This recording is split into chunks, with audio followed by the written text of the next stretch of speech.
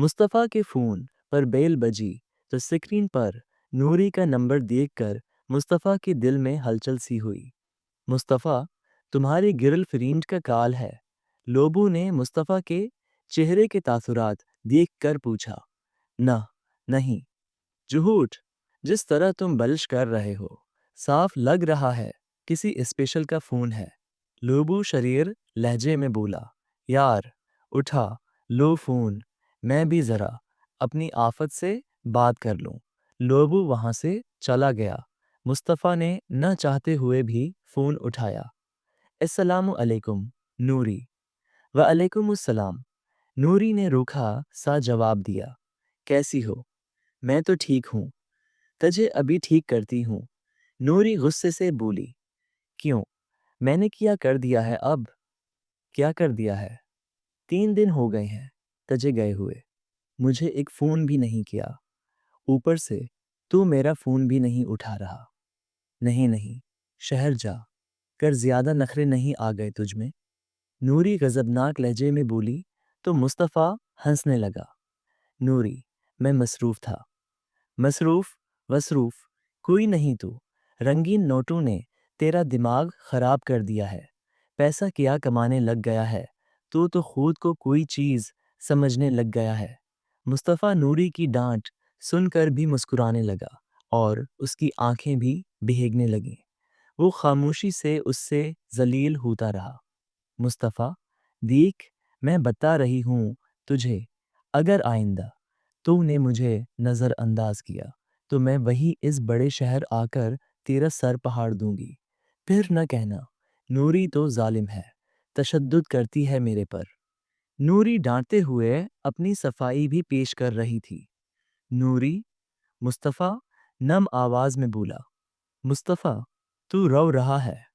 हाँ, तूने कहा ना कि तू पैसे कमाने लग गया है, तो इसी बात पर खुशी से रोना आ गया। मुस्तफ़ा ने बात बनाई। नहाना, मेरे सामने बकवास मत कर। मैं तुझे तुझसे ज़्यादा जानती हूँ। तेरी आवाज़ में खुशी नहीं, दर्द है। मुस्तफ़ा, दुखी है नहीं, तो कैसे बात पर? मुझे बता, क्या बात है? नूरी ने उस बार संजीदगी से पूछा। नहीं नूरी, मैं तो बहुत खुश हूँ। लगा तो मुझे भी यही था कि तू बहुत खुश होगा।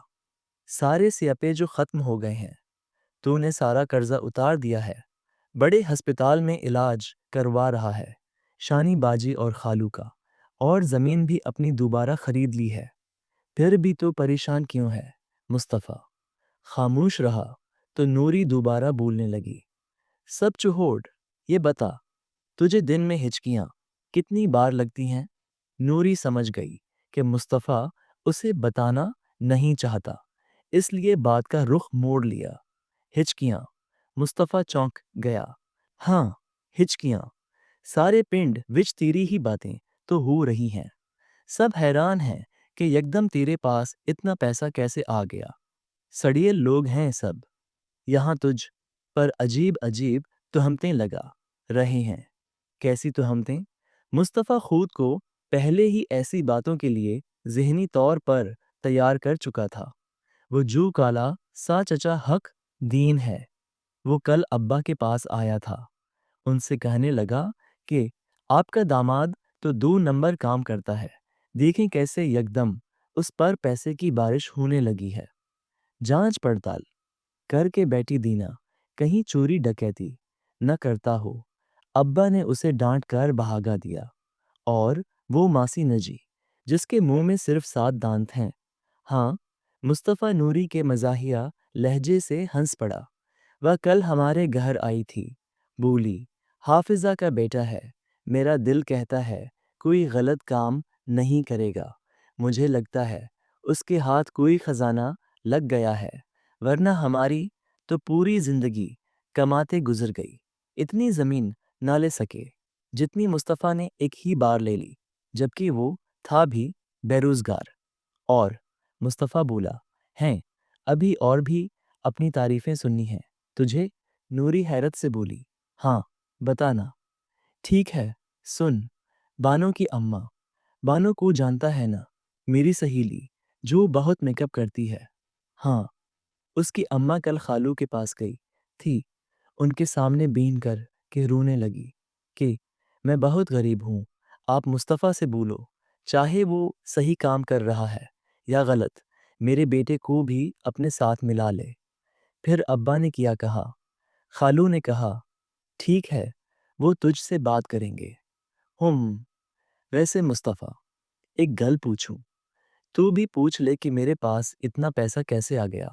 مصطفیٰ جانتا تھا نوری بھی یہی جاننا چاہتی ہے۔ ہاں، میں تو تیری ہونے والی بیوی ہوں، میرا تو حق بنتا ہے نہ پوچھنے کا۔ سودا کیا ہے میں نے اپنی زندگی کا۔ مصطفیٰ دردناک لہجے میں بولا۔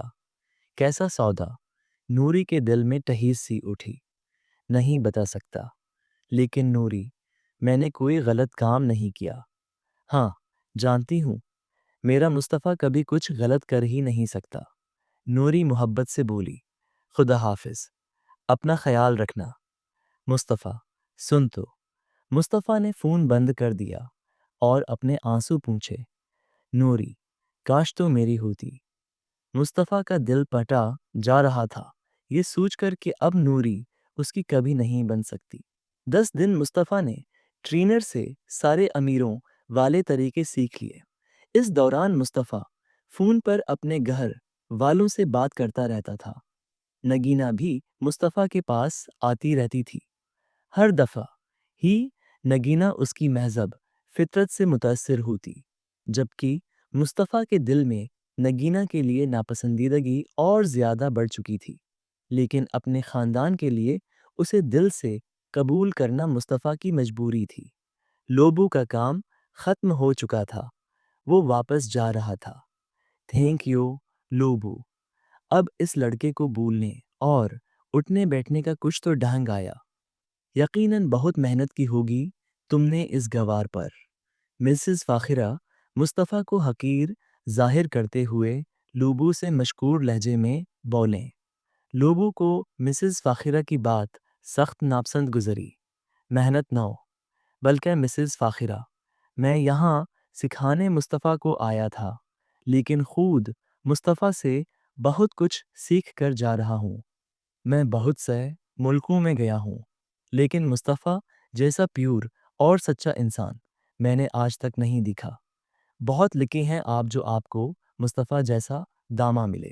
لوبو نے مصطفیٰ کی تعریف کر کے میز فاخرہ کو منہ توڑ جواب دیا۔ مسز فاخرہ لوبو کی بات سن کر اندر سے جل کر راکھ ہو گئیں، جبکہ نگینہ کو مصطفیٰ کی تعریف سن کر خوشی ہوئی۔ یس، یو آر رائٹ لوبو، میں بہت لکی ہوں، مجھے مصطفیٰ جیسا پارٹنر ملے۔ گاڈ بائے مصطفیٰ، تمہارے ساتھ گزارے 10 دن میری زندگی کے بہترین دن تھے، بہت یاد آؤ گے تم مجھے، ان ٹچ رہنا مجھ سے۔ لوبو مصطفیٰ سے گلے ملا۔ جی بالکل، لائف میں کبھی بھی میری ضرورت پڑے تو میں حاضر ہوں، لوبو مصطفیٰ سے پیار سے بولا۔ بائے نگ۔ لوبو کار میں بیٹھ کر ایئرپورٹ کے لیے گھر سے روانہ ہوا۔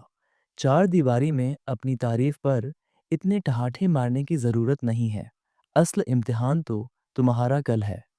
امید کرتی ہوں لوگوں کے سامنے تم مجھے ذلیل نہیں کرو گے۔ مسز فاخرہ مصطفیٰ پر زہر اگلنے لگیں۔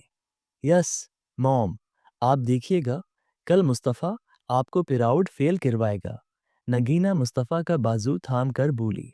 ہوپ سو، ابھی چلو، کل کی پارٹی کی تیاری کرنی ہے، میں نے گھر پر ڈیزائنرز بلائے ہیں، اپنا کل کا کوئی ڈریس بھی سلیکٹ کر لینا، کل تمہیں پارٹی میں سب سے خوبصورت لگنا ہے۔ مسز فاخرہ نگینہ کو ہدایت دینے لگی۔ اوکے موم، چلیں۔ نگینہ مصطفیٰ کے ساتھ وقت گزارنا چاہتی تھی، لیکن نہ چاہتے ہوئے بھی اسے مسز فاخرہ کے ساتھ جانا پڑا۔ مصطفیٰ منصوبہ بندی کے مد نظر مسز فاخرہ کے گھر پارٹی پر مرسیڈیز میں پہنچا، امیروں کی طرح سوٹ پہنے، آنکھوں پر اینک جمائے، کار سے اترا۔ السلام علیکم آنٹی۔ مصطفیٰ نے ادب سے مسز فاخرہ کو سلام کیا۔ ٹرینر بہت کوششوں کے باوجود بھی مصطفیٰ کو ہیلو ہائے نہ سکھا سکا۔ ہیلو مسٹر مصطفیٰ، مسز فاخرہ خوش دلی سے بولی۔ یہ کون ہے؟ मम्मा महमूद कुरैशी जो कामयाब बिजनेसमैन थे, उनकी बेटी सिहर पहली नज़र में ही मुस्तफ़ा की दीवानी हो गई थी। पता नहीं, सलमा कुरैशी बोले, मॉम ये कितना हैंडसम है। सिहर की नज़रें मुस्तफ़ा पर मरकूज़ थीं। हुमम और अमीर भी। सलमा कुरैशी मुस्तफ़ा की शख्सियत से खासी मुतासिर थीं। मिसेस फ़ाखिरा ने मुस्तफ़ा का हर अमीर शख्सियत जो पार्टी में मधाउ तहे से तारुफ करवाया। पार्टी के सब मेहमान मुस्तफ़ा की पुरकाशिश शख्सियत से मुतासिर हुई बगैर ना रह सके। Hi, I am Nitasha. Hello, I am Neha. Party की सब लड़कियां मुस्तफ़ा के आगे पीछे मंडलाने लगीं। सब अपनी अदाओं से मुस्तफ़ा का रुझान अपनी जानिब मायल करने की कोशिश करने लगीं। नगीना हसद बहरी निगाहों से सब लड़कियों को गौर से देखने लगी। बहुत ज़ब्त से वो सबको मुस्तफ़ी के आसपास बरादिश कर रही थी। 3 दिन बाद मुस्तफ़ा ने आलीशान बंगला और मिसेस फ़ाखरा से उनकी इंटरनेशनल कंपनी खरीद ली। कुछ महीनों में मुस्तफ़ा इस्लाम आबाद की मशहूर शख्सियत बन गया। हर अमीर घर की लड़की मुस्तफ़ा के इर्द गिर्द घूमने लगी, जिसमें सिहर भी शामिल थी।